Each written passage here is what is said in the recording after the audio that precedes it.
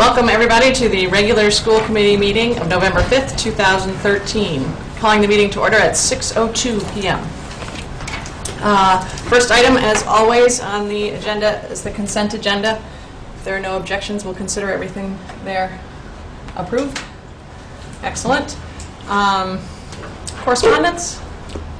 I know there was one piece on the website about the school calendar. Yes, there's a piece of the school calendar, and I'm trying to get in, I'm sorry. Okay. My website isn't While he's looking Yes. for that, I've heard from a couple parents about the conferences. Okay. What They're did you sort hear? of regarded as laughably short.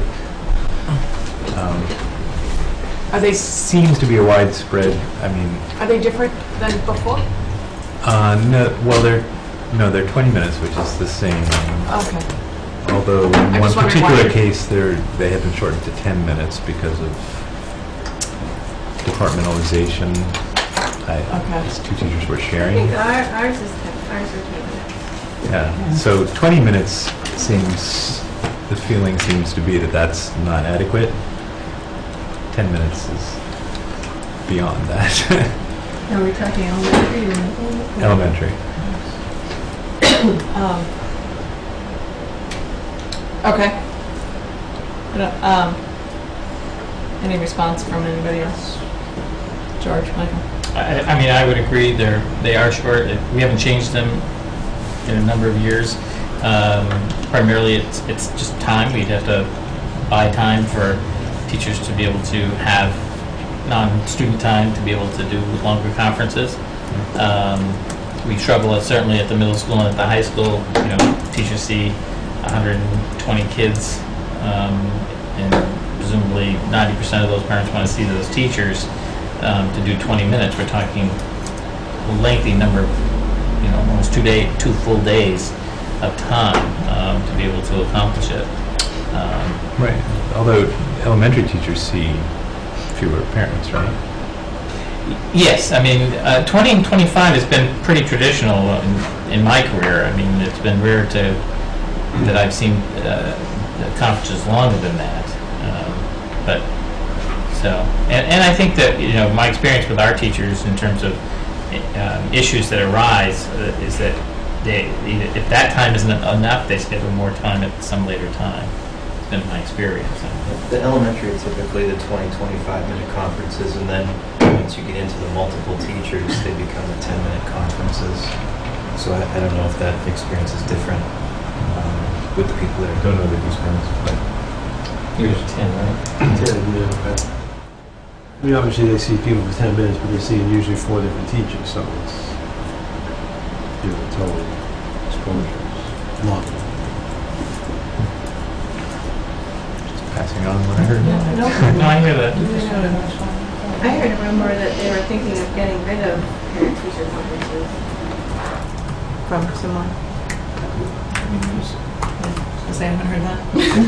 I heard that, but that isn't why I raised my hand. I had a concerned parent call today about the traffic on Route 70 to Route 117. They had to wait 20 minutes to take a left onto 117, and there's lots of buses behind them, they said. They don't understand why we can't have a police officer on standby. Certain days there is this traffic problem, maybe once a week. All those kids are getting to school late. If we had a police officer on standby, the police station is literally across the street pretty much from the school. They could be down there in 2-3 minutes and help with the bottleneck. So they thought maybe when the first bus calls to say we think we're going to be late, if they could call the police station and get somebody over there. They actually did approach a police officer last time it happened, and the police officer was just kind of like, oh, well, maybe we could work something out. But 25 minutes late for school is pretty late. I'll talk to the chief. We had one bus that was significantly late because of traffic coming off 70, and we rerouted them so they were coming off on 17. So this parent says she drives her kids to school every day and is in that traffic every day, and it happens about once a week, And if it's good, once every 2 weeks, but usually it's once a week. It can be a 15. Today was excessive, 25 minutes.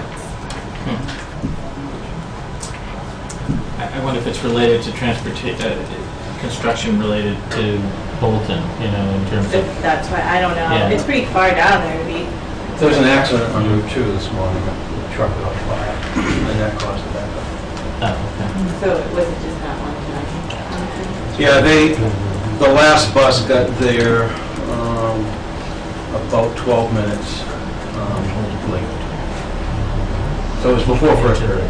Well, that's good. So should I tell her that you'll talk to the... But it truly was, people were waiting for quite a while. Because usually are they there 10 minutes before? Yeah, they usually have So they're about 7:35. 20, yeah, so it's about 25-minute delay. So, Okay, good to know. It's on your list. I will definitely call. okay, I'll let that parent know. I totally forgot, I was running late, I forgot to welcome and introduce Lorraine Romasco, our new rep from Bolton. As I think I said in our last meeting, we had 4 people step up to volunteer, which is awesome. And the selectman and the remaining rep from the town is charged with appointing somebody. That happens to be me. And we chose Lorraine, and very excited to have her with us. She'll be a great addition to the group. Welcome.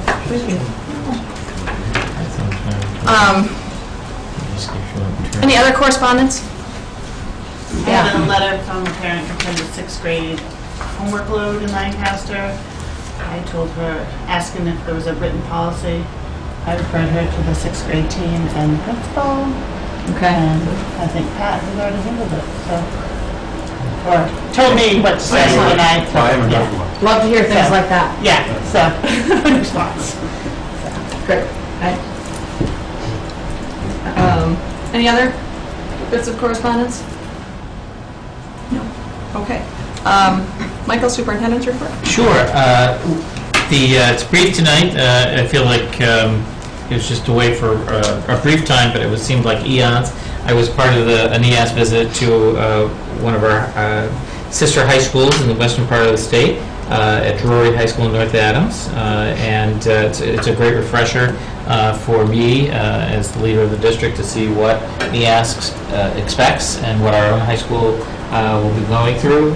And certainly one of the ahas coming out of there is that we have a lot to do with getting our school committee invested in that process. And so I'll be talking with Mr. Sakalarian and Dr. Graham more about how we can get some visits from some of the standards committees to the school committee, so you know the language.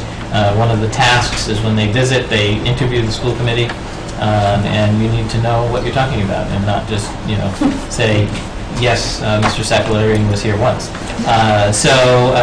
We want you to be invested because it's the right thing to do. It's about accreditation, which is certainly very important to our students and their families.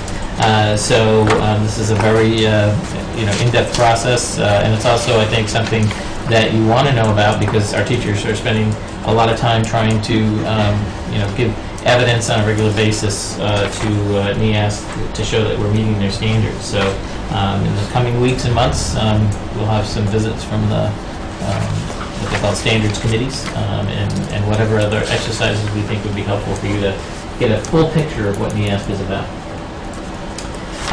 We're underway with the budget process for FY15. We are certainly beginning the conversations, as we always do, with teachers and school councils. Principals got more information yesterday at our meeting, and so we'll be talking more about that in the coming weeks in terms of what's developing. We have a section later in tonight's agenda just to talk a little bit about some of the things that are probably on the horizon. So I'll be going over that. Part of that will be our schedule for accomplishing this mammoth task, so we'll need to be thinking about that. We've already welcomed Lorraine, so welcome. And my other piece was that we do have parent-teacher conferences, and this is Thursday and Friday, Thursday afternoon and evening, and Friday all day. We hope that parents take this opportunity to talk with teachers about concerns, praises, compliments, questions, and again, what doesn't get done during that period of time, we certainly encourage them to reach back out and talk with our teachers at another convenient time, because it is important that that ongoing conversation take place. Learning does not take place in a vacuum. It is not between just the teacher and the student. The parent is a critical component. So I hope that everybody takes advantage of parent-teacher conferences. So we have a couple of other activities under superintendent's report. Right. So we have Leo Saccolari, who I think he's next on the list. Yes. Yep. And he has an update of where we are with NEASC. He was our co-chair, but now he's just our chair. No, he's our chair of the NEASC committee. So, Leo. Good evening, everyone. We're happy to be here to talk about the self-study process at the high school, how it's unfolding, and where it's going to be going from here up to our site visit in March of 2015. Why accreditation from the New England Association of Schools and Colleges? To say it's the gold standard of New England Regional Association accreditation is an understatement. If you look at the state education website, national websites, the only accrediting institution they mention is NEASC. There are some schools that have gone away from NEASC, and they pretty much, as a whole, go back to NEASC as well. 650 member schools in New England, of which Neshoba is one. There's a 26-person board for the Commission on Public and Secondary Schools that writes the standards by which schools are accredited and evaluated. By engaging in NEASC, it's a commitment to a continual self-evaluation and self-improvement process. A 18-month to 2-year self-study and site visit. There are 2- and 5-year reports that follow, and acting on the recommendations from NEASC for those 2- and 5-year benchmarks. And by the time you finish the 5-year ones, you're already starting to look at your next visit coming up towards the end of the 10-year cycle. So it's pretty much a continuous process. How a Neshoba diploma is viewed by college admission boards, how the community is viewed, and property values are very often tied to the accreditation status and the association you get accreditation from. And as we'll see when we go through the standards, they're very challenging. I think for a school like Neshoba Regional High School, we would like to set ourselves to high standards to try and reach at, and NEASC does provide those.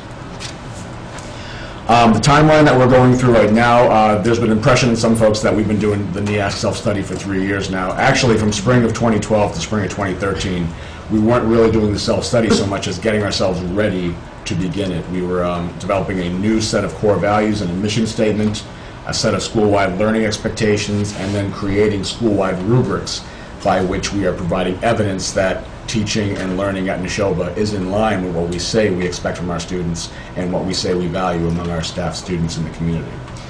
From this fall until next fall, 2014, the self-study process involves researching based on the standards, writing the report, and then getting ready for our self-study visit in March of 2015.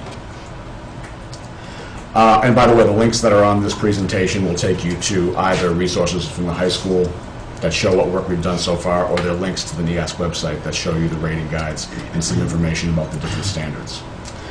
So this fall into the fall of 2014, the staff is divided into different standards committees, and we'll talk about those standards in a few slides. Subcommittees research on specific indicators within those standards. A steering committee guides the entire process. It acts as a liaison between the different standards and the central group, and then prepares the logistics for the site visit. 20 hours includes the time we've worked this fall and all the PD time we have upcoming through the spring. That culminates with standards reports being delivered by the 7 standard committees.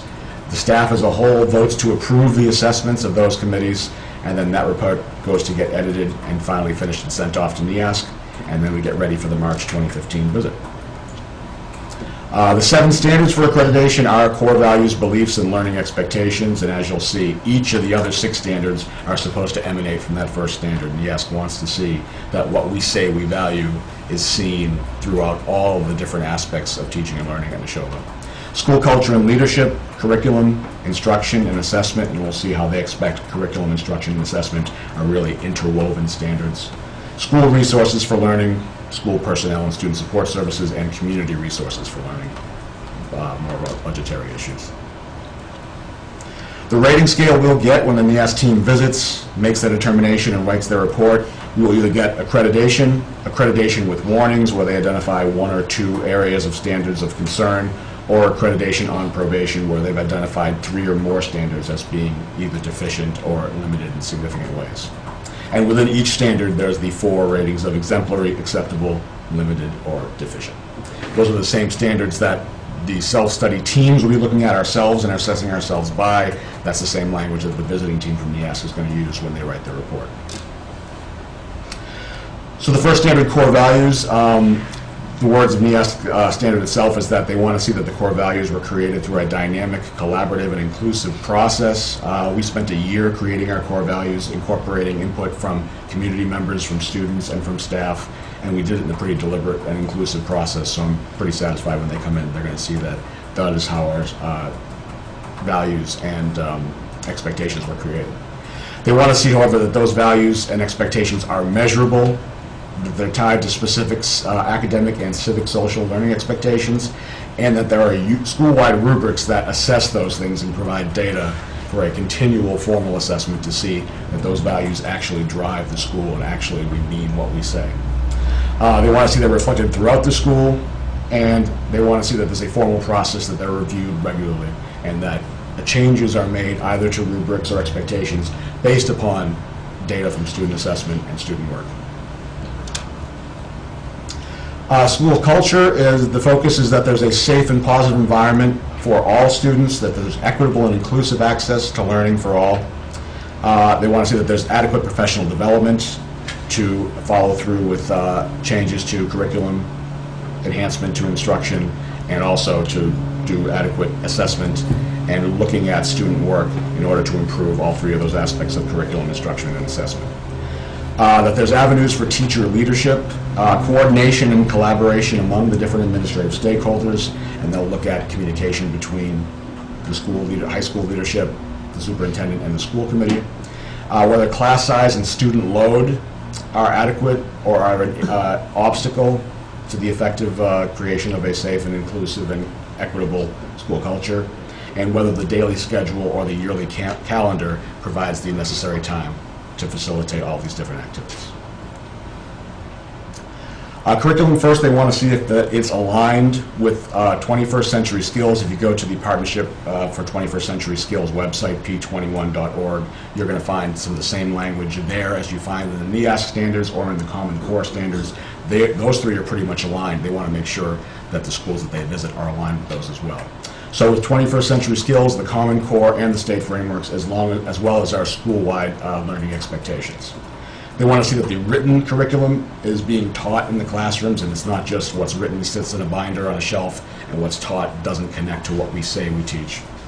They want to see that the curriculum is comprehensive and in a consistent format across disciplines, and by comprehensive they mean not simply just a pacing guide on a piece of paper, but that there's what's going to be taught, what different strategies are going to be used, what kind of assessment's going to be used, and how that will be followed up throughout a course and even throughout a 4-year process. They want to see that the curriculum is challenging, that staffing, resources, and facilities and technological equipment are sufficient to support the delivery of a challenging curriculum, that there's coordination of the curriculum across different disciplines at the high school, and that there's articulation of that curriculum down to the middle schools that send students up to us, and especially in that transition process between students coming from 8th grade to 9th grade. And that there are effective use of time and resources available for ongoing collaboration to continuously assess and revise the curriculum based upon assessment and evidence of student work. They want to see that instruction is very closely tied to our core values and learning expectations, that it's data-driven, that analysis of student work becomes the foundation from which there's a continual process for improvement, especially looking for techniques of formative assessment so that instructors are understanding how their students learn and are adjusting how they teach on the fly. That there's personalization and differentiation to help students become self-directed learners. Emphasis on problem solving and higher order thinking, and that the instruction is a reflective process not only for the instructor but for the student as well. That there's engaging in meaningful use of technological integration, and that teachers are content experts and that there's collaboration among those different disciplines to enhance instruction. For assessment, there's a heavy emphasis that school-wide rubrics, again, aren't something that's filed away and gets changed every 10 years, but that is an active part of how teachers across different disciplines assess their students, and that there's communication between instructors as to what that assessment means and then how it's being used to inform the process. Communication of data not only individually but also collectively, both to students and to the community as well as among the educators. That there's a wide range of assessments, not simply just summative assessments, pencil and paper tests, but that there's pre-assessments, formative assessments, project-based assessments, and differentiated ways to provide students different ways to prove mastery of skills. Common assessments and time to collaborate for the creation of assessment strategies and to analyze the data. And they want to see that there are clear and consistent connections between the curriculum and assessment, and that those things go hand in hand as a continually self-improving process. School Resources looks at student support services and how intervention strategies address students who are in need of help or are considered quote-unquote at risk. That there's effective coordination and communication among the different student support services at the high school through administration and their organization of RTI meetings and their STAT meetings that we have that identify students in need. Does the Library and Media Center provide adequate support to curriculum and instruction? Special education guidance and the Academic Support Center, are they working in conjunction to identify student needs, either academic or behavioral? Do our health and counseling personnel provide needed information for our students? And is there effective access and use of resources to maximize those different student support services in their coordination and outreach to students, but also to the community as well? In the words of NEAS, they want to see that there's dependable funding for programs and services, professional development, staff, technology, supplies, and equipment. Looking for a collaborative budgeting process and how that information is communicated from the classroom to a department chair, to a principal, and then to administration in the district and the school committee. Looking at the physical plants and maintenance plans and long-range plans for capital improvements, facilities, enrollment, and technology. Of course, adherence to fire, health, and safety regulations, and community outreach to develop parent, business, and higher education partnerships with the schools. So after we finish our report and send it out, we get ready for our site visit on March 8th through 11th of 2015.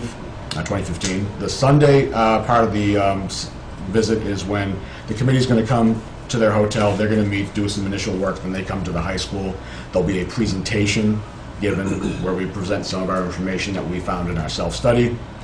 They're going to want to do interviews with teachers on that day. 16 members of the self-study team, of the NEAS team, are going to interview 2 teachers each. So they're going to have 32 staff members. We'll have 32 staff members there, as well as the superintendent and the school committee. There'll also be some visiting team members who are going to interview a committee of parents as well.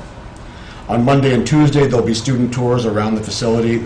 Some of these visiting team members will be doing student shadowing throughout periods of the day, classroom observations, and they're going to do targeted interviews based upon what committee they're part of. Wednesday, the shadowing continues and some observations continue. The visiting team chair is going to meet with high school leadership, and then there'll be an all-staff meeting at the end where the chair is going to provide some of their observations, give a timeline of when they can expect the initial report, which may come in 2 to 3 weeks after the visit, and then the final report, which comes within 2 to 3 months after the visit. One of the things for logistics that we're getting ready for now is having a budgeting number to prepare for the budget you folks will be working on in December to January. Looking at lodging and meals for 16, transportation reimbursement, clerical supplies and equipment needs. There are going to be additional expenses for the chair and assistant chair who show up early and leave late, and any applicable NEASC fees that come once every 10 years, as well as the annual fee. I'm going to recommend to Dr. Graham, and he'll make his recommendation forward based on that we budget anywhere from $30,000 to $35,000 for this. That's the number I've heard from the many different steering chairs that I've talked to at different schools who have gone through this process in the last 2 years. We probably wouldn't end up spending all that money, but the idea would be whatever we don't spend, it goes back into the district kitty at the end of the fiscal year, but we want to make sure we have the adequate resources that we need. And for any more information on our core values, our mission statement, our school-wide learning expectations and rubrics, and samples of the work the staff has done, is currently engaging in, and will continue to do through the self-study process. Please feel free to visit that Google site where we have pretty much created a warehouse and a timeline of all the work we've done so far on NEASC and will continue to, or also feel free to email me as the steering committee chair. There are lots of people at the high school who've done a lot of hard work on this, a lot of people who are pretty knowledgeable about this process. I think I've talked to all of them multiple times on their different roles, so I'd be happy to direct you to other folks as well, but I'm probably the first person you want to talk to get any information you need. Does anyone have any questions? I do. Yes.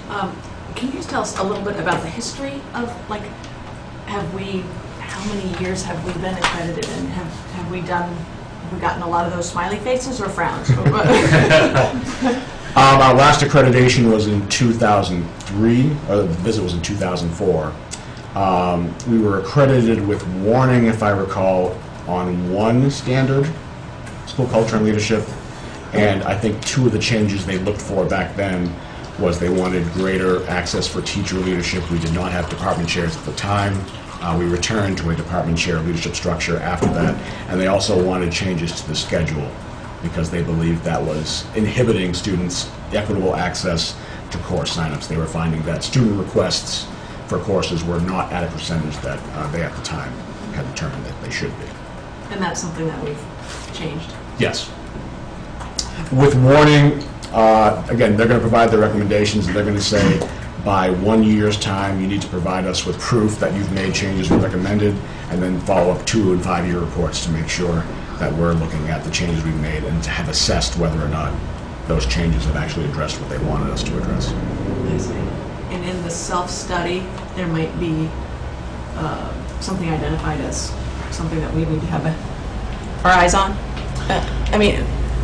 For example, as Mr. Wood and I were working at the Drury self-study, and we heard some of the expectations for school culture and leadership, that we have at least one heterogeneously grouped class, core class, in a student's 4-year high school experience, and that we have advisories for every student. We know those are things we don't have at the high school right now. So if we were assessed on that standard right now, it would be found as deficient. Now, deficient in one standard does not mean you don't get accreditation, or you get accreditation with warning necessarily. And some schools will write in their reports and say, we understand this is a NEASC expectation, we respectfully disagree, and provide those reasons that they disagree.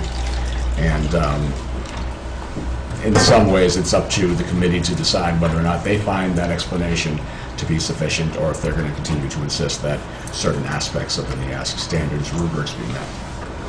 I see. Can you just explain what a heterogeneous class, core class is? So core classes, math, science, the social studies, foreign language, that there is at least one course that every student takes in 4 years, not every year, but at least one of the 4 years, that is unleveled. So that has So no that- AP, regular, and college prep. Absolutely. Why do they, did you ask why do they look for that? There is some current research that suggests heterogeneously grouped classes provide greater access for all students to the curriculum, that perhaps for those lower performing students, being around higher performing students can help raise the bar for them, provides leadership opportunities for higher performing students. A lot of schools don't have this, and I think there's a significant debate within the research itself as to whether or not this is beneficial. Me personally, I think this is one of the NEASC expectations that maybe there's more room to view it subjectively. The people who write these standards are, on the whole, high school principals or assistant principals. There are some superintendents and a couple of teachers as well. So it's not people who are kind of on high, removed from a high school experience who are writing this. But their reading of the research says they think this is important. But again, if you were found deficient in one standard, that does not mean accreditation is at risk necessarily. So we have these classes, it's just not mandatory for everyone to take them within the 4 years. Not many of the core classes. subjects. Oh, okay, that's right. So if it's an I was thinking elective, outside, yeah, okay. and if you have one in 4 years, that only allows you to become limited. They would want to see at least 2 throughout a 4-year period for you to be viewed as acceptable or exemplary. I don't think you would get a lot of pushback from parents on that, and teachers. Me personally, yes, I think so, yes. And it's probably why a lot of schools have not moved to this model and are willing to challenge NEASC at least on this one aspect of this one standard expectation. So are there still a fair number of teachers at the high school who were involved the last time that you did the accreditation, who can sort of provide continuity, insight? I think maybe a third of the staff that was there in 2004 is there now. One of the pieces of information we're looking at is our 2004 reports. Looking at those reports and talking to those staff helps to emphasize the fact that a lot of things have changed in the last 10 years.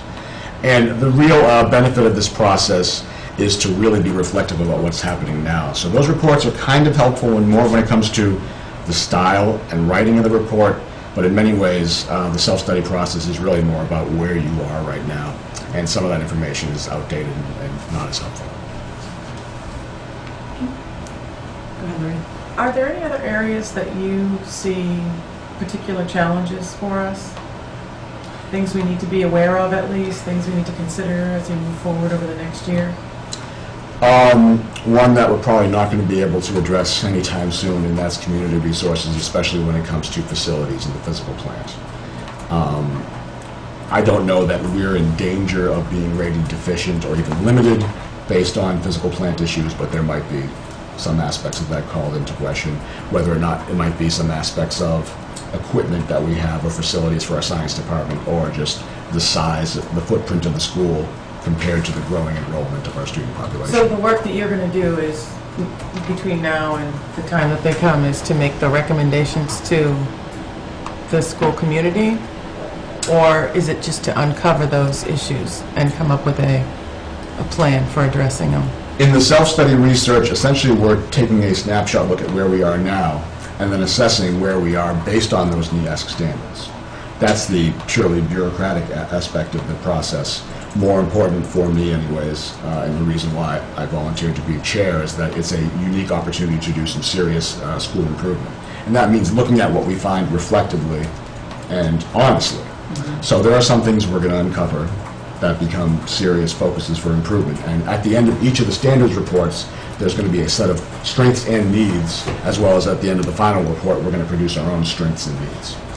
And I think some schools might approach it from a sense of let's try and put our best face forward in this report. I think our staff has really come at this from the perspective of let's put the most honest face forward and make this process as helpful as possible for real school improvement.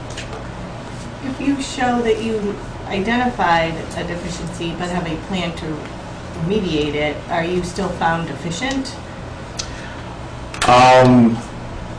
I believe if you have a plan and there's already evidence that that plan is in place and that progress is being made towards addressing what they're going to find as being an area of issue, that I don't want to say that a lot of it is determined by the people who are on the visiting team, but I think the discussions they have in some ways are driven by who the chair is and how they choose to interpret. Some parts of the NEASC rubrics, they're going to say you have no latitude to interpret this, you should read it as this or that. Others, they have adjectives or other words that give you some latitude. So some of it may be at the vagaries of who those visiting team folks are, but they're going to be people who work in high schools. They're coming from the other 650 schools. So I don't think anyone's coming in and saying this is how everything should be, the school should be perfect. They're coming from high schools themselves, and they're going to look at their own schools like Mr. Wood and I did and say, wow, that's a high expectation for NEASC to have. So I think having a plan in place, especially if we identify areas of need before they come to visit, can only be helpful, yes. Like for the science lab, we did apply for some money, we didn't get it, we have a new plan, hopefully we get something going there, so hopefully that would help. But this NEASC process, I mean, this is to take a look at what we have existing, how we're using our facility, how we're using our plan, how we're using our teachers, and whatever. This isn't to put a strain on a system, is it? Where they would come in and say, you are missing this, you need to build a new wing or something, or No, they talk a lot about in the visiting community not to be prescriptive. In other words, they're not going to tell you what to do or how to solve them. In fact, they see themselves as a tool that we can use if they read the self-study and then do their visit and they agree with us and they write that in their report. They want you to use their report to help you get that word out and get the community and MSBA or whomever you're going after to learn about your school. So One of the pieces of evidence, particularly for the community resources standard, which is where they'd be looking at the physical plant, is what are the long-range plans for addressing technological needs, maintenance, capital improvements. So if there's something they see in 2015 that is not to the standard they would expect, the first thing they do is refer to the long-range plan. If they see it's going to be addressed in the long range down 2 or 5 years' time, I think that is certainly going to be something that satisfies their expectation based on the NEASC standard. Yeah, can we just talk a little bit more about, you had said before we were accredited with, what did you call it? Accredited with the dependency, with a warning. Yes. Is that the overall, or is that we were accredited, yay, that's great, but in this little section, had a warning? Or is it a warning overall?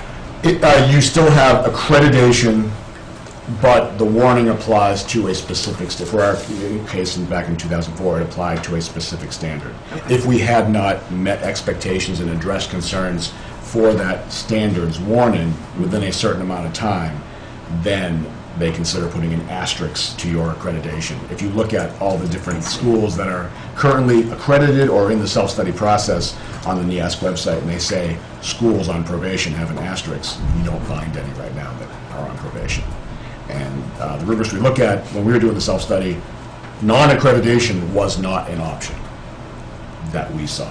And again, from all the schools that are currently under a self-study process, nobody has been denied accreditation. And just as a caveat, a little bit of history, the high school, the district had just gone through probably its most tumultuous time, and to put oil and vinegar together, the high school was going through a construction project, which doesn't always endear you to the staff who have to work through a construction project. So they had sort of that double whammy of having the financial crisis, a crisis in leadership, I dare say maybe within the high school at the time, as well as within the district. So, there were some activities that were going on that sort of led to that. And remember, it's the high school staff that write the self-study, so it's a very reflective piece based on the people who are working within the building. And if you talk to any of the staff members who were there for the last accreditation cycle, I believe they would all say we're in a much better place than we are now than we were 10 years ago going into that self-study. And that self-study came up with more than one standard, so. And is the self-study the process that a school would go through if they've never been accredited, or is that only the process that happens if you've already been accredited? It is both. If you're first entering into a 10-year cycle for NEASC, you go through a self-study. It's the same process that if you're going for reaccreditation at the end of the 10-year cycle.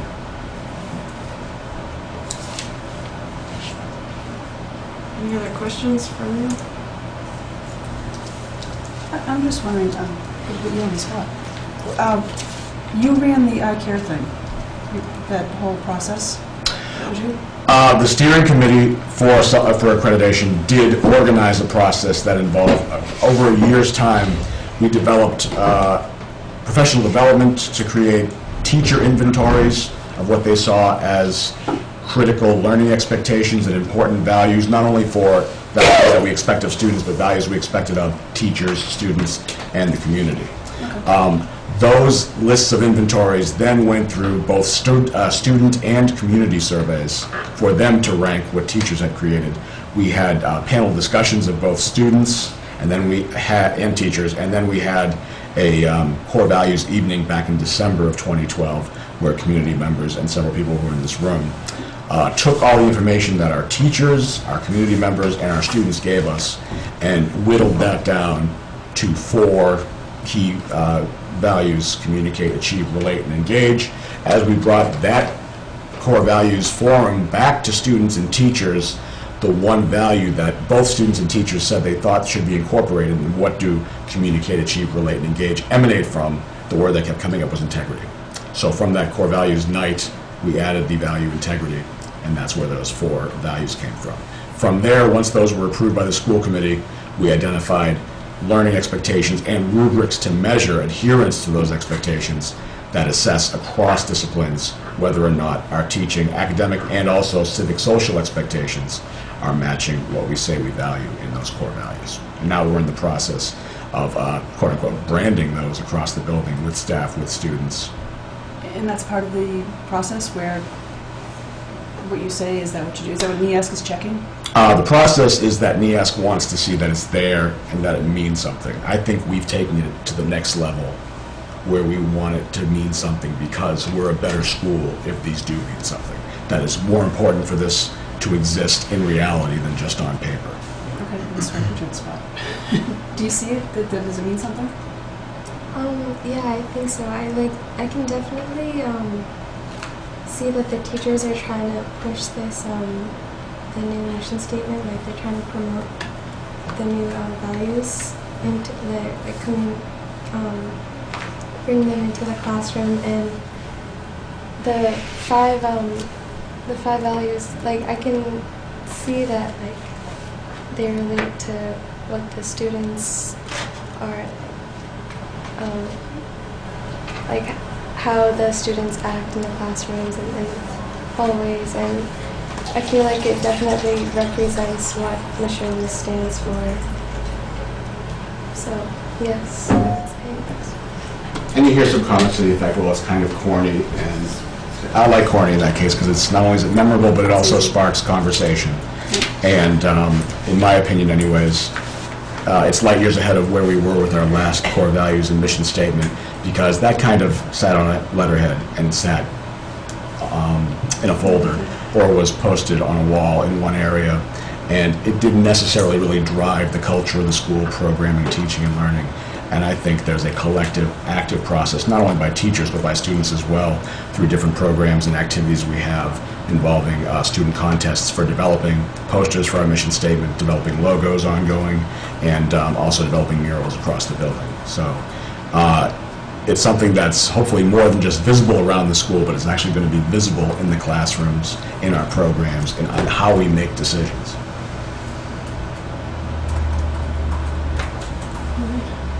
Thank you very much. Thank you.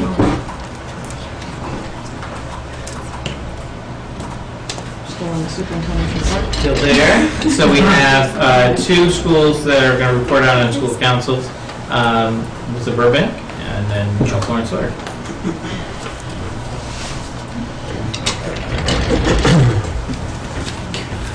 Hello, everyone. At the last meeting, I talked about membership, and we were waiting for elections to conclude. I have 3 new parent members. Julie Brummer, Heather LeBlanc, and Frances Christie have joined school council. Gina McNeil is serving as our co-chair this year. At our last meeting, we talked quite a bit about writing and about an initiative that we actually started 3 years ago. We called it intervention groups. And really what it was pulling kids from a specialty class once per 6-day rotation, and teachers would use one of their team times. They would break up the kids into very small groups, 3, 4, 5 kids in a group, sit with a teacher and work on writing skills. And we have done this for 3 years. We've sort of perfected it over time. And last year's results, I want to mention too that this is a significant portion of the MCAS, open response writing. Last year, 66 kids participated in the ELA intervention groups, and 58% of them demonstrated improvement, higher scores. 56 students participated in the math intervention groups, and 34% of those students showed improvement. And, you know, that's really valuable. The downside to this is students are being pulled from specialty classes to get this intervention, and that's not okay. It impacts the student. Some will come to the intervention group resentful. They're missing a class that they really like. It makes it difficult for specialty teachers to try to keep everybody at the same level. So a lot of issues with it. And, you know, we tried to weigh things out. We needed to provide the intervention. It was the only way that we could do it, we thought. This year, we have a different schedule. I've manipulated the schedule over the summer, and what we have done essentially is created an additional period. I've shortened by 9 minutes some morning periods on B days, and I've created this additional intervention period. And we call it now B-Day Intervention. We've run the intervention through the month of October, and our first rotation this month. And at tomorrow's staff meeting, will be, each team will be presenting pros and cons about this new model. What's really good about the new model, number one, is specialty teachers aren't missing any kids. Kids aren't missing those classes. Every teacher in the school, every staff member in the school is involved in providing some type of support. And it goes to all students, where the previous model we had were really struggling students, students that were not typically proficient. They were either wanting or needs improvement or just barely proficient. This new model provides some enrichment for those proficient kids, hopefully that'll push them into the advanced category. So there's a lot of advantages to this new model, but another side of it is this significant prep work for teachers, and that's going to be part of our discussion tomorrow. Is it just math? No, it's Just math English? and ELA. So all kids get to do, and what happens to it? They get additional work that they do during that period? Yeah, we still have, the way the new model works is similar in some ways to the old one, because we still have teachers meeting with very small groups of kids, and these are the kids that really struggle. They need that small group instruction. For other students that are already proficient, let's say it's ELA, they're already proficient or advanced in ELA, they're doing another activity at a higher level, and that's being supervised by other staff members. In larger groups? Yes, in larger groups. This is only with the Barbie. Yes. How's it going? They'll know soon. Yeah, I mean, there's pros and cons, and, you know, like I said, staff will be presenting it tomorrow. We have a Google pros and cons list, so I've been looking at pros and cons all week. You know, the biggest struggle is the prep work. It's the thought that needs to go into it, and have a well-designed activity for varying levels of learners, and that's really the struggle. Because they're not leaving the classroom, they're just... They do. We have kids in different areas of the building, yeah. Okay. But they're assigned, all the specialist teachers are working, guidance counselors working on this. All the staff really participate in the intervention. So it happens once in an 8-day cycle? Once in a 6-day It's cycle. like 6 days, okay. And do the kids go the same thing all the time? So if the kid struggles in math, they're constantly going to the... The real goal is for students, if they're in that intervention group, those small Yeah. groups, the real goal is for students to be proficient, to demonstrate what we're looking for and get out of that group. Okay. What if they're This- struggling in both? I'm sorry? What if they're struggling in both? Well, one rotation, on one day, it'll be for a particular team only ELA. Okay. On another day, it'll be only math.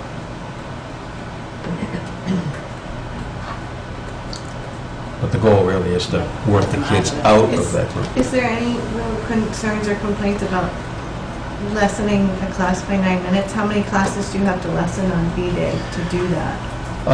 4 classes. 4 classes? 4 Because classes. that's a really short class, because they already know. 38-minute so I'm classes. like, Yeah. Yeah. It's, you know, again, pros and cons. I mean, it's all academic. It's all the standards, ELA or math standards. But they usually change subjects that quickly anyways, don't they? I mean, the times I've gone- 30 minutes. Well, no, I know that when I've gone in to help a classroom, they rotate every 20 minutes. Yeah, our From schedule, activity to activity. our periods are 47-minute periods. In elementary? No, Kids- middle school. Middle school. This is Yeah. middle school, Yeah. I'm sorry, I missed that. Yeah. Now, were there more You seem to be at the forefront of these types of interventions. Do you have more than the other two towns? More plans? More participants in intervention? I'm not sure I understand your question. Am I right? No, I think it's not intervention, it's kids who are proficient on the MCAS. So this is the MCAS proficiencies? Or is this just general? We identify the kids using the MCAS scores. Okay. But the MCAS scores too will break out, when you look at those scores, they're going to break it out by standards. Open response is one of those standards. Right. Okay. Well, all of the schools have a model intervention plan. Yeah, just do it differently. We have, I think, all the schools, I think we share the plus class model. We have this. This is in addition to that. Well, it'll be interesting to share your pros and cons, so the other schools can kind of learn from that. Yeah, it's going to be an interesting meeting for me. So I'm looking forward to it, because I think there's a lot of positive things about the plan, but the plan isn't perfect. There is no perfect plan.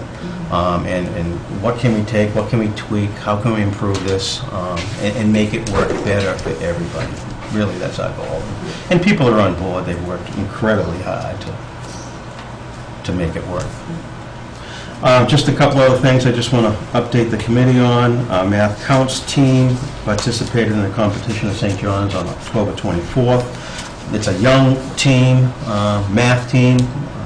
Ann Sadler is in charge of the team. She's grooming the team for the competition, the Math Counts regional competition, which will be held in February. On October 30th, we held a SOS Middle School Suicide Prevention Program with our 7th graders. Almost all the students participated. Parents do have an opportunity to opt out of this program. In summary, the program is the students view a DVD, a movie about depression. There are conversations, discussions led by 4 different facilitators, and then students take a survey. The surveys are collected, they're scored. Students that score in a certain range, there are follow-up sessions, parents are contacted. And it's been a good and valuable program. This is the 4th year running it at the middle school. And on October 31st, we held an unannounced lockdown in conjunction with the police department at Lancaster, and things went overall very, very well. It was the first time we had a lockdown with the new communication system in Lancaster, and a little bit of a hiccup, a little bit of a delay with, once our calls went into the communication system, that system notifying the police. Little delay that Chief Lamb is working on. Okay. Any questions? The suicide prevention program that you mentioned, is that a district-wide program? It is? I thought I had heard of it, okay. That's great. I have one question. Last time you were here, you announced that you had a new director, and I unfortunately told my daughter every day, when's the play going to get announced? Any news on when? She hopes to have a meeting, the last piece of communication I had prior to Thanksgiving. Prior to Thanksgiving. Hopes to have a meeting. Thank you. So I don't have a lot of information. I'll say prior to Thanksgiving. But, yeah, kids have been coming into the office regularly. They're looking forward to it. I just have one quick question Yes. about, and I didn't think of this till you mentioned it, the lockdown. I had some feedback, and I know it can be kind of jaded because when it's reported back from children. How are substitute teachers trained for lockdown? It is discussed at the orientation. It's the orientation. And each teacher in their plan should have a safety plan as part of their sub-plan. Each room has a folder or backpack with information in their subs. Part of the plan is teachers leaving that information, where to find that backpack, where to find that folder. I just had some feedback that the teacher was standing up in the doorway. The kids were told to grab the backpack. Teacher came in after it started.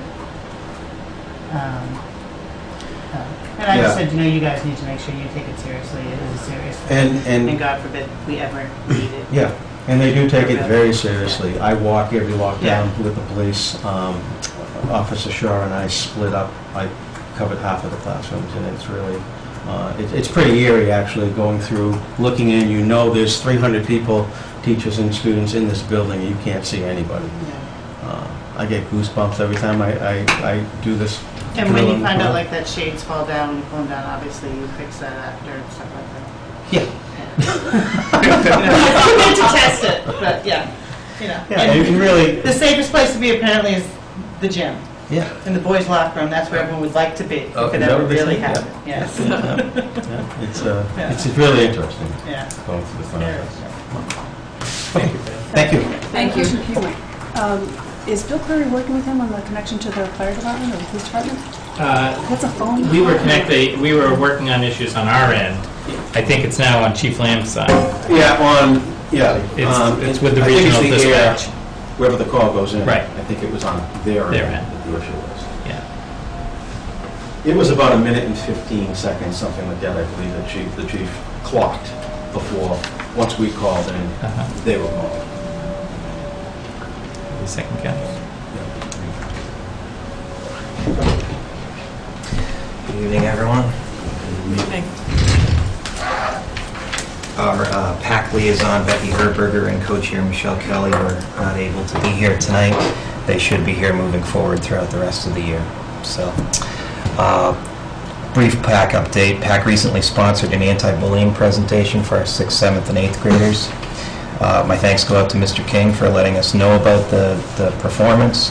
Through George's efforts, we were able to partner with Hale and bring the group to Hale in the morning and Sawyer in the afternoon. In addition to both schools hearing the same message, we also save money in the process by doing it that way. PAC's gearing up for its annual Family Bingo Night on November 22nd. It's a fun event and is a pretty lucrative one for PAC. Our school council's most pressing need right at the moment is to find a new parent representative. Our PAC will facilitate the process. I wrote to parents today in my weekly communication requesting letters of interest, which I will then turn over to PAC. They'll facilitate the process, and the successful candidate will hope to have on board by December to fill Mrs. Ramosko's term on the council. That person obviously has big shoes to fill. So congratulations to you. That's mixed emotions for me.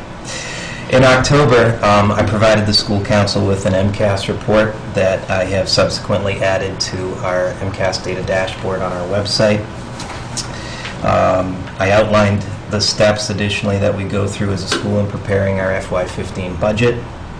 Our budget, as you know, is informed by our school improvement plan, which is subsequently informed by our survey data and the needs across the constituencies of our school. Our SIP is currently under redevelopment. This past Friday, we officially opened our new playground and turf field. We had a number of parents and children in attendance, and the early reviews are very positive. I'd also like to publicly extend our thanks to all of the parents, the volunteers, the vendors that came together to make this project a reality. In less than 2 years, funds were raised, land was cleared, plans were approved, and those plans were brought to completion for the next generation of Florence Sawyer School students.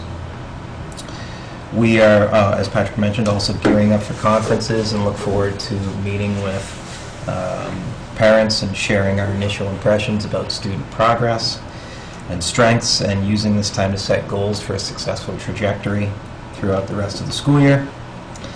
On November 13th, we'll hold our first spaghetti supper for families. This event takes the place of the annual student-faculty softball game, which was rained out at the end of last year. The reason we wanted an additional event is that the proceeds that are raised from this event go to fund a scholarship for a former Florence Sawyer School student who is a graduating senior from Neshoba. In our November school council meeting, I'll be presenting an update on our education evaluation process and what that means for teachers and how that's going, the process so far. And we'll continue to look at those areas in terms of developing both our budget and our school improvement plan.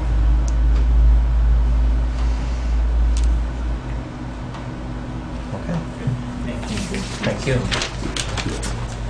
And last but not least, we are required under law to give an executive overview of quarterly reports on our collaborative. And so in your packet, you have highlights of work that our collaborative has been undergoing in the last 3 months. Much of it has to do with the new law.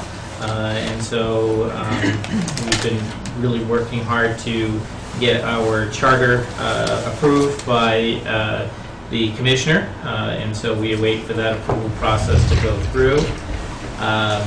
We're finally in completely in our 25-year lease for the Bigelow School, which houses the main offices of the collaborative, but also 2 major programs, a high school program for alternative education and the SOAR program. And the majority of other programs that the ABC Collaborative operates are in public schools with full inclusion. Lots of things around technology. Obviously, they're a public school setting, so they have to follow the new evaluation process. We did last year, and we housed it, half of it here, the multi-district paraprofessional training, which was very successful, and we were able to provide, I think it was over 300 participants last year through all of our districts, several very valuable trainings. I mentioned transportation in our finance committee meeting. The collaborative transitioned to a new special education provider, and so it's been very successful, and the collaborative districts that participate are very pleased with it. We currently do not participate with that particular vendor. We are setting very high standards for this year. We have a number of priorities. One which was just completed here at Neshoba, a peer review process, much like we just had the conversation about NEASC. We have set up, which I think is probably a model for, if not the state, certainly the nation, where we do peer review visits, and we do it by group. So we had a group of educators from other districts come in and review our work with our school psychologists, and the idea is to develop a model and a protocol, and then we'll be able to replicate it in our school districts across the collaborative to just build, give feedback and to build commonalities amongst the collaborative schools. Probably the biggest addition this year, virtual learning is being added to the high school for credit recovery at Assabet, which is very important. I mentioned the collaborative agreement, and we hope to finally have full approval of Grafton and Millbury as members of our particular collaborative. And there are a couple of graphs related to our enrollment and budget. Both are going up, so it's clear that we're part of our success is that we are attracting student referrals, which is always a good thing, but obviously because it is special needs, many of those referrals are staff intensive as well, so both go together. Any questions? When you say staff intensive, does that mean the budget's going up? The budget has been rising, but it is staff intensive, which means that many of the students do have 100% of their day or above 75% of their day with an adult to assist. They're medically fragile, they might be emotionally fragile, behaviorally impaired. So they need the supervision or the intervention to be safe.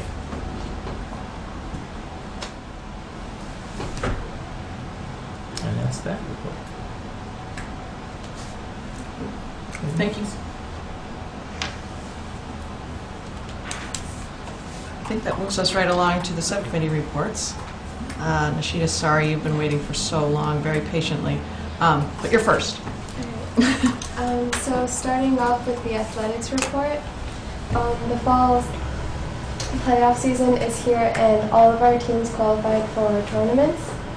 The cross-country teams both won the Mid-Wachusett B-League Championship and they will be competing in the district championship this Saturday. The volleyball team qualified for playoffs the first time in school history this season, and they traveled to Westwood over the weekend to play the first round of the tournament and lost a tough battle. The girls played well and it was a great step for the team. The football team lost the quarterfinal playoff matchup to Shrewsbury last Friday night. We will not play in a non-playoff bracket to finish the season before hosting North Middlesex at home on Thanksgiving. The cheerleading team won the Gardner Wildcat Invitation and will be competing in the league championship this weekend in Leominster. The field hockey team defeated Westboro 4-3 in overtime at Neshoba last Wednesday in the first round of playoffs before falling to Shrewsbury 2-0 on Saturday in the quarterfinals. The team finished the year at 12-6-2. The boys soccer team was the 11th seed in the tournament and traveled to Hudson on Saturday night for a first round game. The team ended up losing 2-1 in a sudden victory penalty kicks. The girls soccer team earned the number 2 seed in the tournament. The team played Shrewsbury last night in the quarterfinals and won 5-0. Neshoba will play Algonquin tomorrow night at 7 p.m. at Neshoba in the sectional semifinals. The homecoming dance, which was held 2 Saturdays ago by the student council, was a success, and there was a good turnout, and everyone who went said they really enjoyed it. The Neshoba Green Team is hosting a Nike reuse shoe drive. They're collecting used sneakers to repurpose them, to recycle them, to make playgrounds, running tracks, football fields, basketball courts, etc. The Neshoba Drama Society is performing A Midsummer Night's Dream this Friday, Saturday, and Sunday, November 22nd to 24th, at 7:30 p.m. and 2 o'clock on Sunday. That's it. Great. Any questions? Did you say girls soccer was tomorrow night at 7? Yes. Tomorrow at 7. Home. Thank you.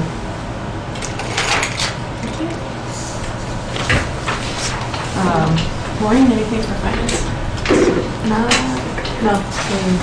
Can we approve the warrants and that's the bulk of it. Okay. There's policy, we actually haven't met again since our last meeting, but we do have second readings on that whole slew of policies coming up a little later. Personnel, there's nothing. Sped Pack, I think there's... I'd just say, we've been trying to get a schedule together, and they're working on it. Okay. We just haven't been able to finalize some things, so. Okay. Works We'll for get me you. so far. Huh? Works for me so far. Okay. Lynn, anything on ESBC? We met, and it's pretty much status quo. Nothing's changed.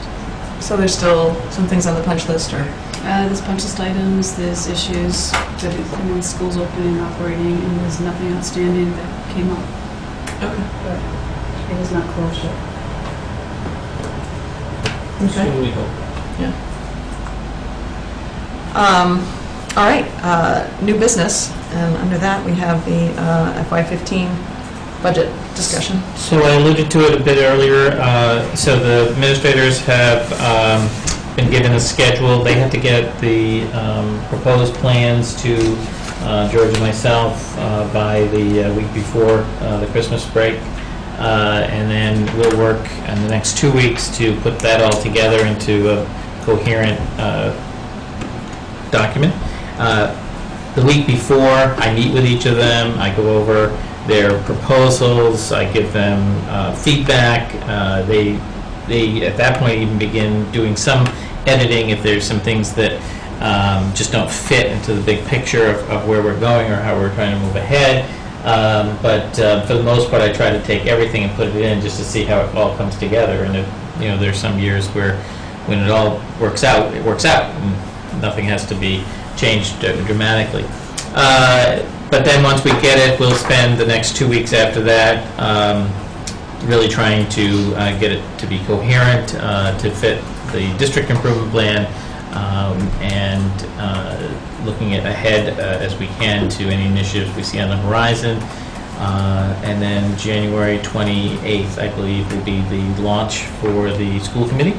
And then if the committee so desires, that Saturday is traditionally, we usually do it the next Saturday, so that's February 1st for the department presentations, if people have found that valuable. And then subsequent to that, we'll have 2 working meetings at regular school committee meetings, so that we can, move the proposal from the administrative proposal to the school committee budget.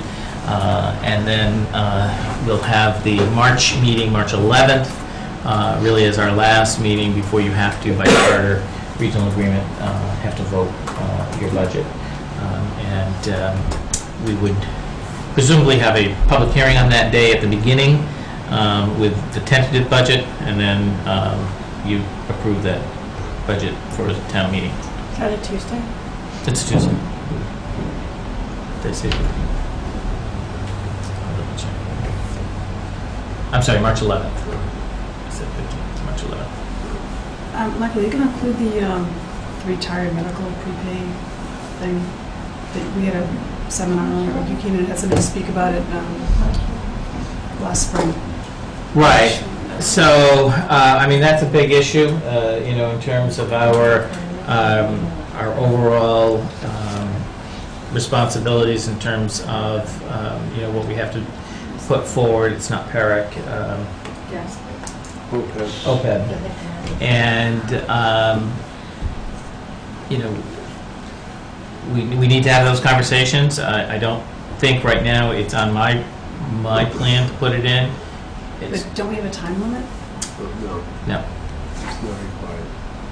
Oh, really? I thought we only had 3 years, okay. Well, no. They're required. You could never do it in 3 years. Well, that's what I got from talking, that we had a time limit to actually get a certain amount of money in there. No. It's on our financial statements, that's all. Do we have it on now? What's that? Is it on our financial statement now? That's been for 3 years, yeah. The debt is there. 4 years, yeah. So we've been putting money, because I thought there was... No. The liability The on liability. our financial statement is a notation. But no money assigned to it. That's why it's a liability, no money assigned to it. The liability is noted in the audit. So this is the one that's currently we're pay-as-you-go, but now we have to prepay. We don't have Have to. They're simply noting what they say is the unfunded liability.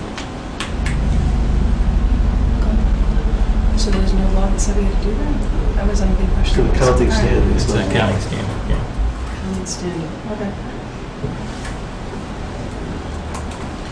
So,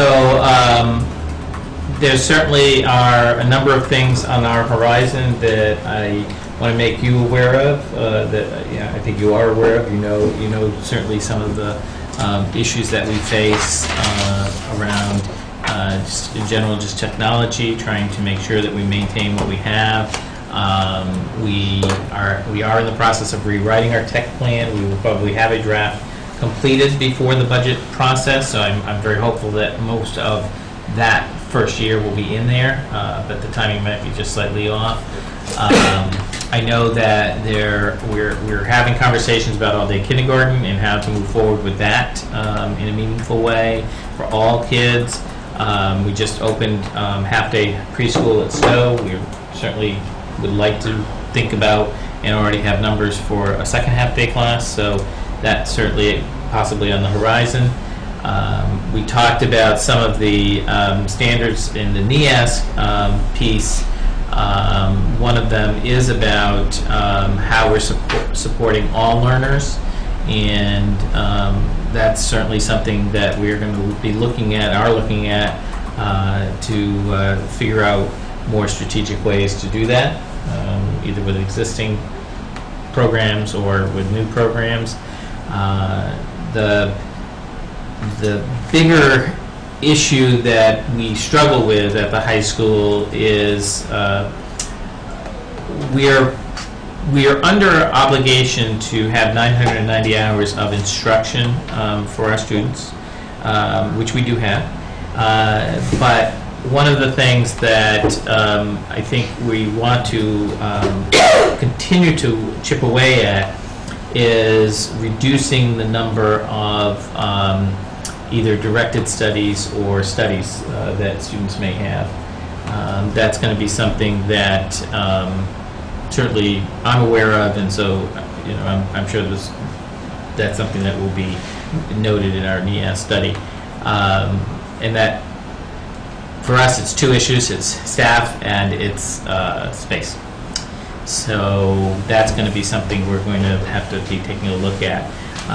We're not too far off. We're probably about 3 or 4 staff off. We need about 66 staff to staff our current schedule. We have, depending on how we count them, between 62 and 63 staff. And so we're not too far off to be able to do it. But of course, it also is incumbent on the kids and what they choose. So that helps. But we don't have 4 extra classrooms anywhere.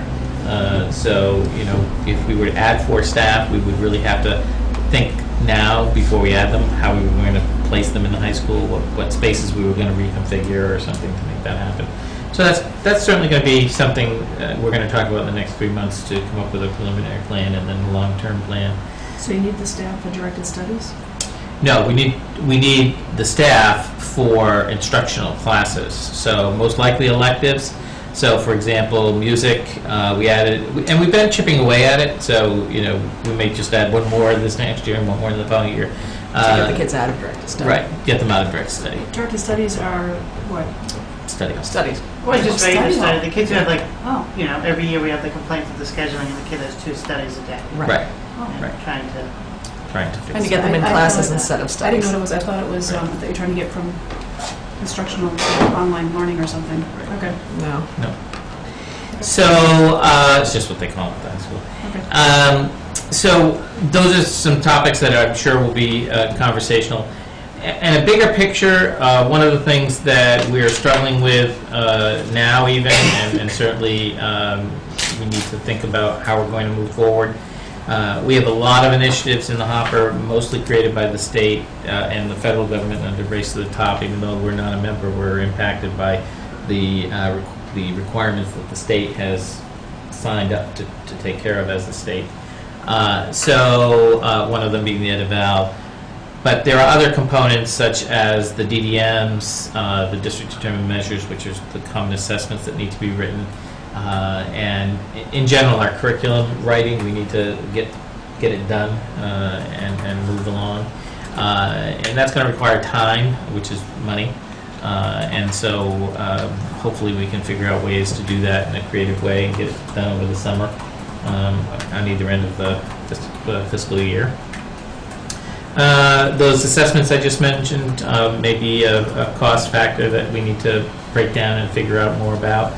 And then looking at the curriculum, we certainly know we wrote the curriculum for mathematics, or at least the scope and sequence piece.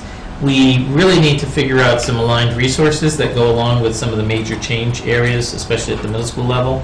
The textbooks that we currently have don't really align well to that. So we're examining different products now to see what will work. So that will be something I'm sure we'll be addressing.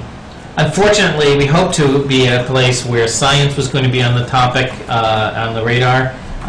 The state has put off approving the next-gen standards for science, somewhat in response to the field telling them there's too much on our plates.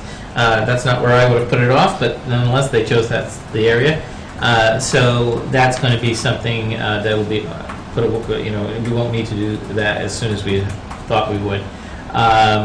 And then transportation, I mentioned the special education contract. That's going to be up at the end of this year, so we'll be doing something new. Right now, I don't know. I don't know how much more it'll be, but I'm sure it'll be at least what we're paying now or more. As far as revenue goes, really it's too early to say whether what's happening. Certainly, if we want a level services budget, we would need in the vicinity of a 3.5% increase for the assessment side of things. That's an estimate at this point. But that's doing level services. That's not changing anything that I just spoke about in terms of those areas. So we would have to do a lot of finessing to make some of those initiatives possible next year. And then obviously if we did some of those, such as kindergarten, all-day kindergarten free, for example, we were losing revenue, so we'd have to cover that revenue, and so we'd have to fill that hole pretty quickly with something else to make that work. So we're not committed to full-day kindergarten just yet. Oh, no. And then I mentioned the space at the high school, reconfiguring things that I think we could do internally for the most part, walls here or there. And then some security steps that I think we still, in examining some of our practices, we'd like to firm up a little bit more, taking a look at how we're using cameras and the like, and door locks. Like to create more sectional locking of the high school based on the schedule of it being used after school and so forth, so people won't have access to it. So those are the big topics. I'm just saying them to you so that you start thinking about them. None of them may appear. All of them may appear in the budget in terms of proposals, but those are things that we're certainly having conversations, and don't want anybody to be caught off guard that you hear some of those topics. All right. Any questions for now? Okay, great, that's helpful. Old business. At our last meeting, Carrie Graham was here talking about the new language for the handbook about the good citizenship. Basically, my recollection of the gist of the changes were to make sure that we were incorporating kids that are participating in all kinds of activities, not just athletics. Mm-hmm. Anyone remember any other significant changes? Well, the only issue I have with it is this only affects people that have either an association with a club or sports. Mm-hmm. Other than that, there is no ramification for anybody. Well, yeah, but this is about things that aren't happening on campus at school, right? Correct. Okay, just to clarify that. Right. So, but that's why there was. I mean, if you're caught with a cigarette off campus, you can be suspended from practice. Or if you're a club, you're suspended from the club. But if you're not associated with any of it, Well, there's no privilege to take away. It's not that there's no Right. consequence, your parents can yell at you, but there's nothing. it just seems really kind of, I mean, for the most part, anybody that's in a club or in, doing sports, I mean, they're involved, they're participating, it's like you're punishing the good people.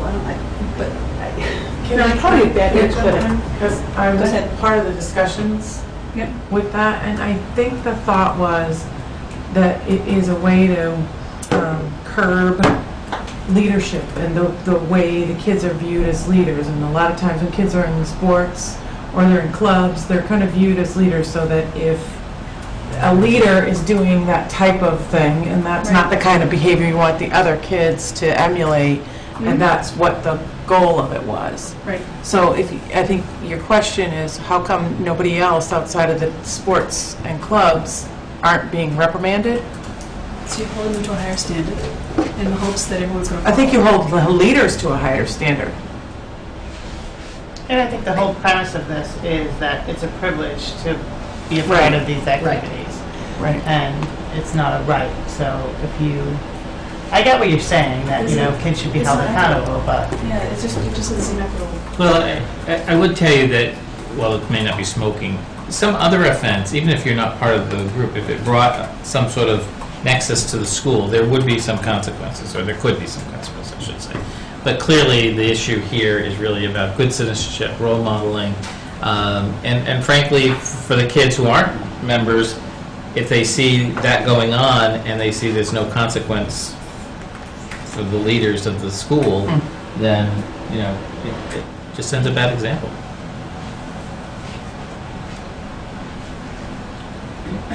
It's not fair. No. It's not fair, but, I mean, If the you're not alternative is, involved in anything at school other than attending during school, there's nothing to take away. I mean, this isn't coming to school drunk or something. This is going to a party on the weekend. And, But- but the other side that bothers me is that, you know, we were sitting here last fall, and we had that incident with the bracelets. And, you know, and that was off, you know, the whole answer was that was not in school. That was somewhere else, had nothing to do with school, so, you know, everyone deserves an education, that's fine. And this just seems so much stricter. And we're talking about potentially a cigarette. Because it says any tobacco product. It just seems off balance.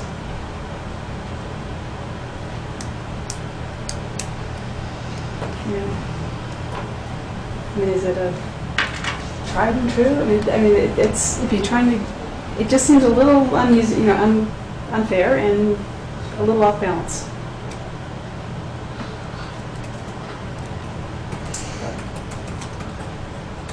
I mean, I understand what you're trying to do. so is your recommendation not to do that at all? Is to all or none, or? I think I'd take tobacco out. If for some reason a cigarette just, I know that we don't want them to smoke, and I agree with that, and I know. It's illegal, isn't it? Underage. it's illegal to buy it. Who's been arrested for smoking one? I think it's illegal to buy it or smoke it, isn't it, if you're under 16? That'd be good. Well, if it were illegal to smoke it, why would it be illegal to buy it? Right. I mean, me, a resource officer. I think it's consistent, it's consistent with, I think the alignment was the extracurricular, so that they weren't being held to a different standard. So there may be yet another evolution at some other point for all kids, Right. you know, but right now we wanted to make sure that we weren't holding sports in a different standard than we were holding our own activities within our own high school. The standard has already been in place for sports. is that Right. correct? Yes, That's and right. that's driven by That's okay. MIAA. So the school, I mean, the school can be harsher, Right. but But they have to follow. But the MIAA is already This is how pretty it's strict. written in MIA. I think, It pretty mirrors it, yeah.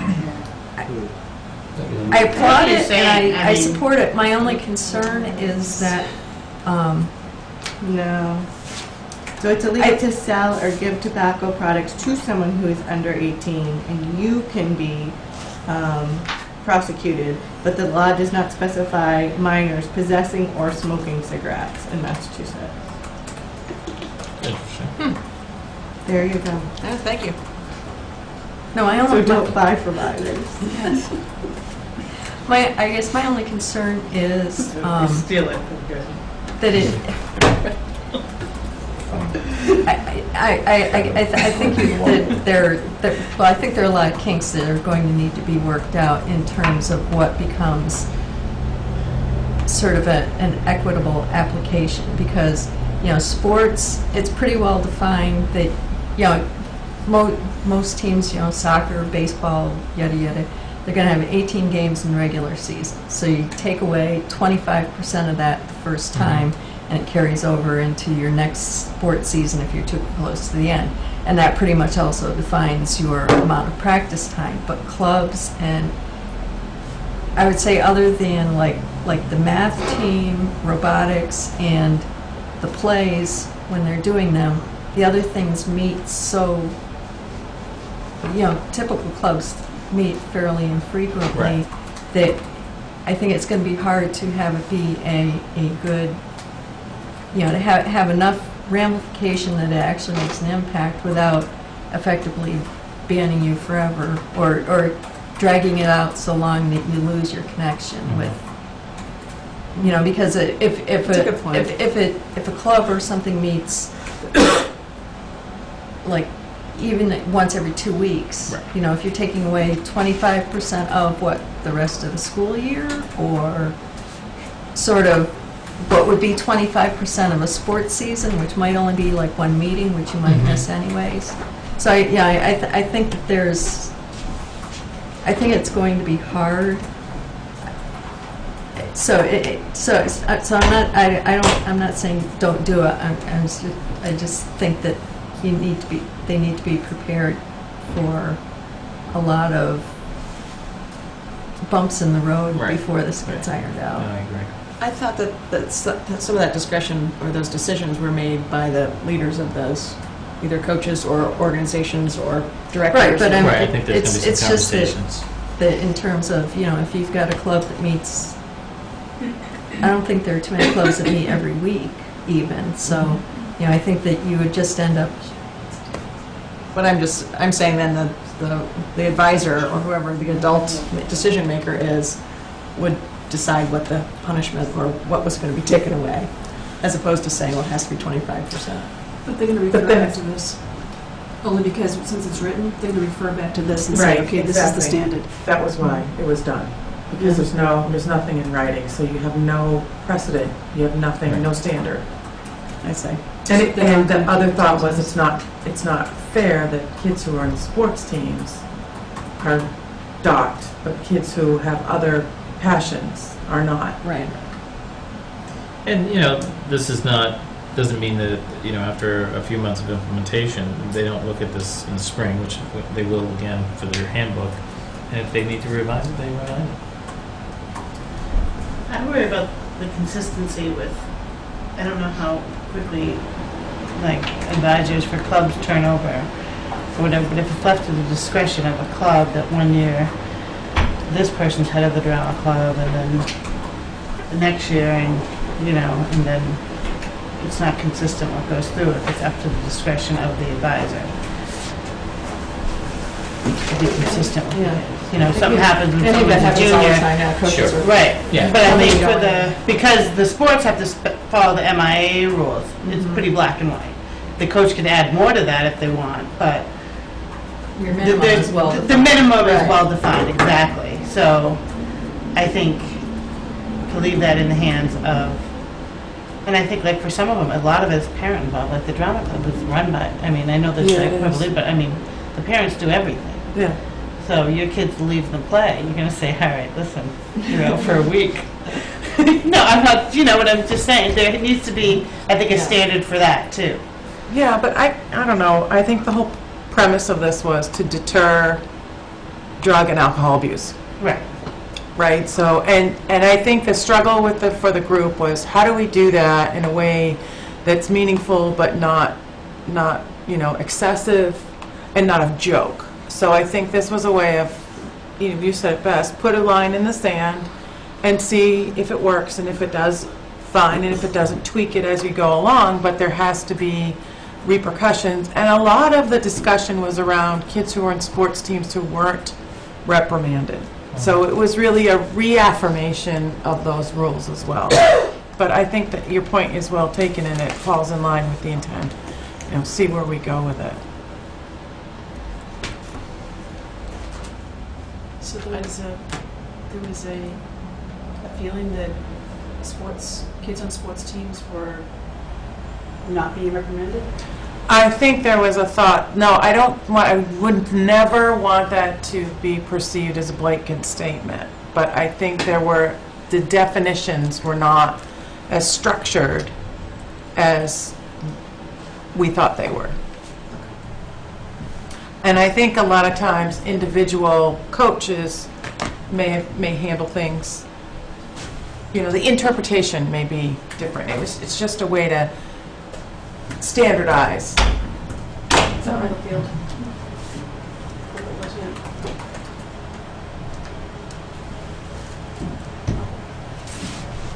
not every coach is like, not every coach works for the district, right? I would say a lot of them, I don't know. I know one of the outside sports teams are different than mine. Are all the high school coaches? I'd say we're about Administration? 75%. About 75% work for the school district somewhere. So would they, since they're not administration, would they be following this? They have to, because They they're have to. part of the school. As a coach? Well, at that point, are they administration Yes. as a coach? So what's holding them to the, what's holding the coach to the standard? The administration. But that, They'll lose their job. And they have to follow the MIA rules, because that could affect the team. Yes. Well, I think, in my opinion anyway, we recognize there are perhaps some deficiencies with the plan, but I think it's better than not having one, or than having what we had before.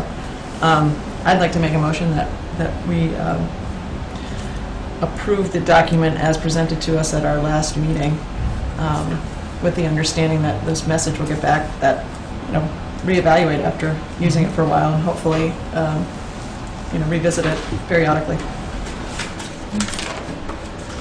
I second it. All those in favor? absolutely. Looks like 1, 2, 3, 4. We have 4 in favor. All those opposed? Can I abstain? Yes, you Yeah, can. that, right? You can abstain. I like the intent, I just think it's, But now here's I Jeff. think it needs work. It still passes. Yeah, it does. Yeah, it's majority. What are we voting We just voted on this. Come join us, Jeff. On on? the, In favor of the. you're in favor? Okay. Great, thank you. I'm getting up would make the vote happen. Yeah. Knew it. Okay, we have a whole slew of policies here, 7 of them. We talked about them last time. The changes that this policy subcommittee made were all in blue type, if you were to have viewed them, hopefully, on the website. Do you think it's, can we approve all 7 of them Of course, together? absolutely. Okay. Before we ask for a motion, does anybody have any questions or find any problems with them? Yay, looking for a motion. I move that we vote to accept the policies as listed in our agenda and in our packet. Second. All those in favor? It's unanimous. Excellent. Good work, policy. Thank you. Citizens' comments. Yes, Anna? This could be nothing, but I just have to say something. Okay. As far as studies are concerned at the high school, it's an all or nothing thing. My daughter doesn't have any. She's Right. dancing at jig when a teacher doesn't show up, and she gets silly. Right. Right. She doesn't have any, no. My son doesn't either. And that's as a senior. Yeah, that's. She's a Then no one had 2, and I said, go sign yourself up for another class. You came home with this. Music theory is covering technology. I mean, it's just a story, you know? There you go.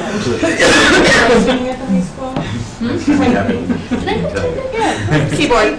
Keyboarding. It's called So keyboarding. these kids, they know it, by the time.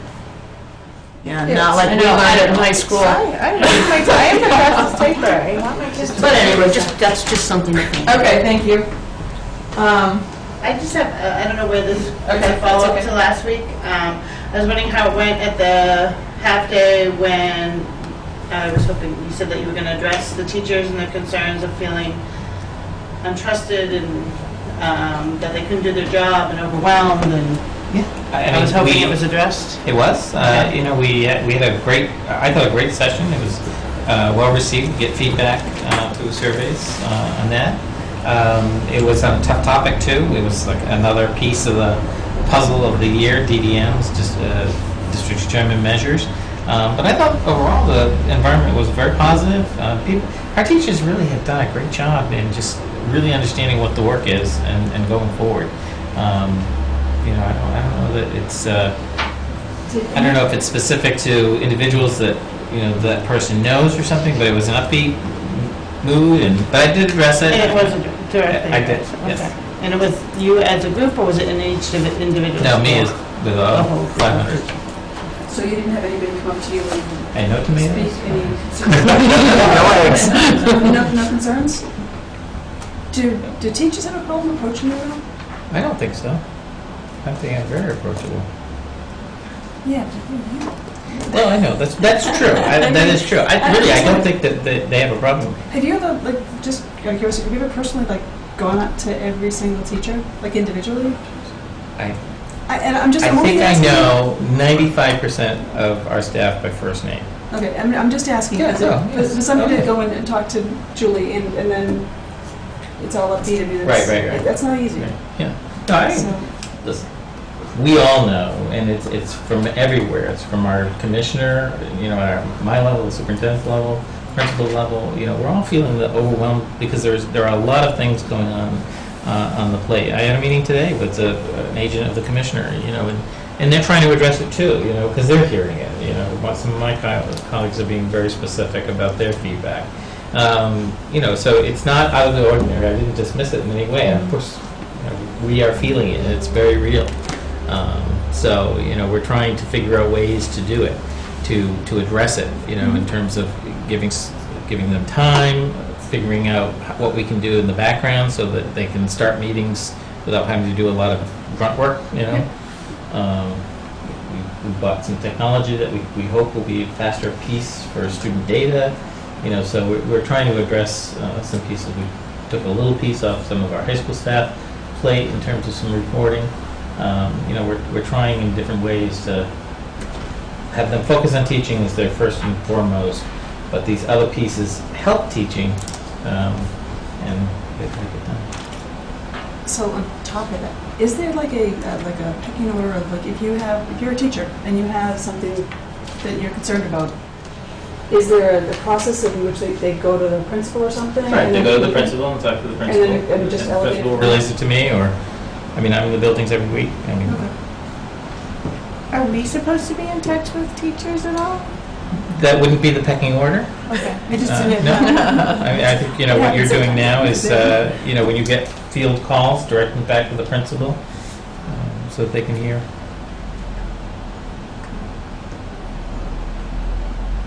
All right, we have an executive session coming up.